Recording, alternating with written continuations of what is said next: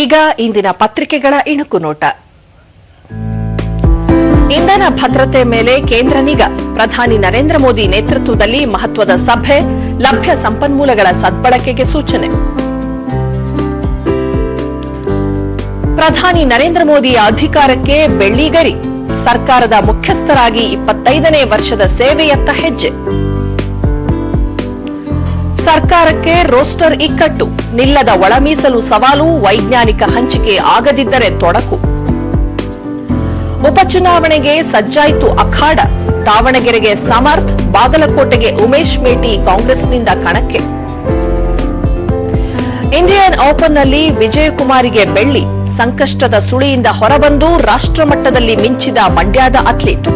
ಇವು ಇಂದಿನ ಪತ್ರಿಕೆಗಳ ಪ್ರಮುಖ ಸುದ್ದಿ. ಉಳಿದಂತೆ ಮಂಗಳೂರಿಗೆ ಎಲ್ಪಿಜಿ ತೈಲ ಹಡಗು. ರಷ್ಯಾದಿಂದ ಕಚ್ಚಾ ತೈಲ, ಅಮೆರಿಕದಿಂದ ಅನಿಲ ಪೂರೈಕೆ. ಹೋಟೆಲ್ಗಳಿಗೆ ಇಂದಿನಿಂದ ಹೆಚ್ಚಿನ ಗ್ಯಾಸ್. ಕೇಂದ್ರದ ಆದೇಶದ ಬೆನ್ನಲ್ಲೇ ಹೆಚ್ಚುವರಿ ಸಿಲಿಂಡರ್. 114 ದೇಶಗಳ ಶಾಲಾ ಮಕ್ಕಳಿಗೆ ಮೊಬೈಲ್ ಬಳಕೆ ಪೂರ್ತಿ ಬ್ಯಾನ್. ದುಷ್ಪರಿಣಾಮ ಕಾರಣ ನಿಷೇಧ, ಯುನೆಸ್ಕೋ ವರದಿ. ಏಪ್ರಿಲ್ 1ರಿಂದ ಪ್ಯಾನ್ ಕಾರ್ಡ್ಗೆ ಹೊಸ ನಿಯಮಗಳು ಜಾರಿಗೆ. ಎಲ್ಲಿ ಹೇಗೆ ಬಳಸಬೇಕಂತ ಹೊಸ ರೂಲ್ಸ್. ಐಪಿಎಲ್ ತಂಡಗಳ ಭರ್ಜರಿ ಅಭ್ಯಾಸ. ಚಿನ್ನಸ್ವಾಮಿಲಿ ನಡೆದ ಅಭ್ಯಾಸ ಪಂದ್ಯದಲ್ಲಿ ಹಾಲಿ ಚಾಂಪಿಯನ್ಸ್ ಆರ್ಸಿಬಿ ಆಟಗಾರರು ಭಾಗಿ.